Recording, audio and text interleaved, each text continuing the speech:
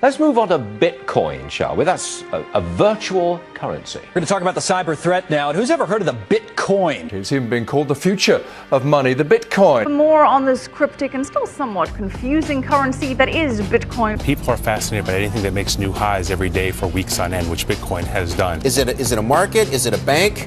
Is it an exchange? We're asking whether or not this currency really has any longevity, let alone legitimacy. Do you ever think that it has the potential to replace traditional paper currency? It is gold 2.0. Cryptocurrencies, Bitcoin is the first example. I believe they're going to change the world. This is the time where people should be trying really big, crazy things. Bitcoins are generated using a process called mining. Your computer is given a complex mathematical problem to solve, and the goal is a 64-digit number. If your grey box can successfully solve that algorithm, then congratulations, you are the proud owner of a new block. The network automatically adjusts the difficulty of mining so that Bitcoins are created roughly every 10 minutes. The reason they call it mining is because there's a set number of Bitcoins that can ever be mined in the system. There's only 21 million Bitcoins that will ever be created in total. You can't just print off cash like they do in the real world. You're digging it out of the system like precious metals from some mathematical mine. Like you can pretty much attribute everything that's going on here to like a real gold mining operation. It's like you have heavy equipment, you have cost, you have fuel costs, and you have recovery. Everything. That you then go and sell and turn into real money. I mean, these things are all blowing out massive air. Now the cooling in here is so efficient. It is nice, ice cold air coming in here. You put your hand in the front, down the center, it is burning, burning hot. So if you're asking yourself, is Bitcoin mining profitable? On this scale, hell yes it is. A Bitcoin is the reward for solving complex mathematical puzzles, and Bitcoin miners let their computers work day and night to complete these tasks. All the Bitcoin users in the world are connected, and together they constitute a network that processes and checks all Bitcoin transactions in a public ledger called the blockchain. Satoshi's invention eliminates the need for a central bank, because all the users together are the bank. With paper money, a government decides when to print and distribute money. Bitcoin doesn't have a central government. The Bitcoin network automatically changes the difficulty of the math problems, depending on how fast they're being solved. In the early days, Bitcoin miners solved these math problems with the processors in their computers. Soon, miners discovered that graphics cards used for gaming were much better suited to this kind of math. Graphics cards are faster, but they use more electricity and generate a lot of heat. The first commercial Bitcoin mining products included chips that were reprogrammed for mining Bitcoin. These chips were faster, but still power-hungry. ASIC, or Application-Specific Integrated Circuit chips, are designed specifically for Bitcoin mining. ASIC technology has made Bitcoin mining even faster while using less power. 很简单的说是在整个互联网上，我们大家在抢答一道题。这样的话，我们谁计算正确的话，就会得到奖励。这个奖励就是我们现在的虚拟货币，也就是目前矿场的比特币。以前最多的时候，我们大概每天能挖接近100个比特币，但是随着难度的增加跟算力的增加，我们的这个比例在逐渐的在改变，这样可能还关系到你的电费的情况。我们使用的电力大概在1200左右。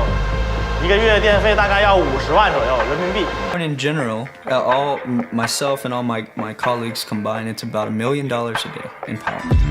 我们每天的产币量，像这种规模的产币量，大概是在20到25个币之间，大概有3000台左右。我们的矿机呢，首先是这样，我们需要把每一台矿机接入电源，然后接入到互联网。 我们接入到互联网以后，通过我们对这机器的调试设置，它可以产生一种我们规定的算法。这个算法每当算对了以后，整个的区块里面会给你一个奖励。我觉得比特币确实是钱的未来，是一种，它不可能是替代现有的金融体系，但它是一种未来金融体系发展的一个方向。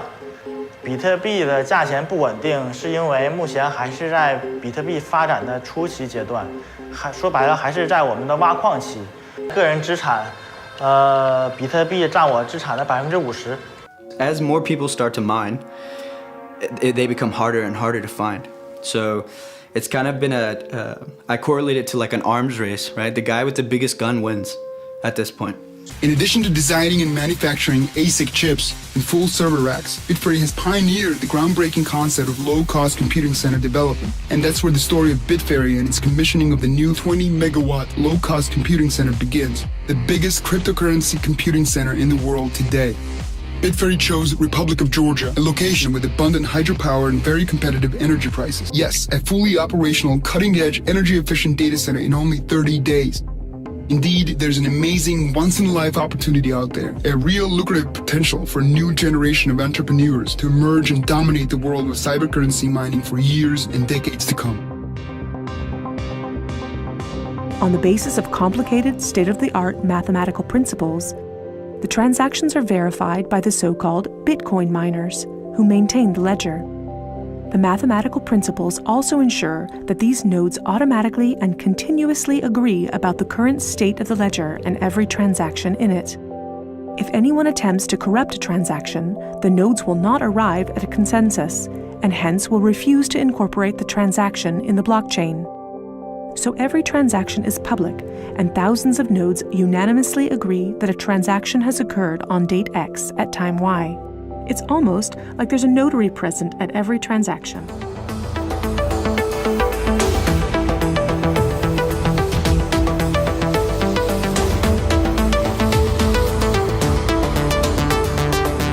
This is 4,000 GPUs consuming about a megawatt of electricity.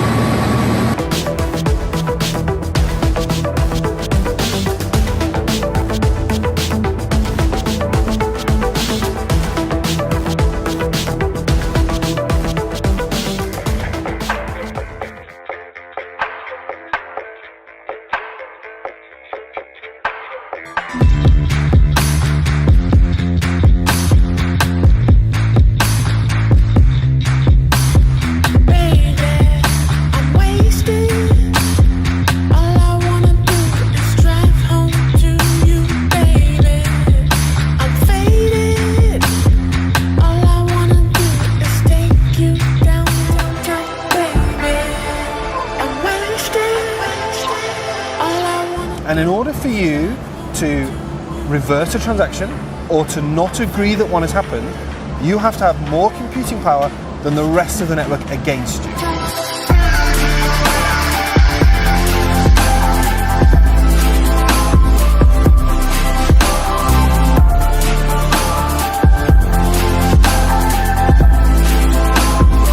So in order to stop it, the calculation is something like 400 billion laptops to try to delay a transaction by 10 minutes. And that's all it will do, because we'll pick it up and we'll put it in the next block. So that provides the security.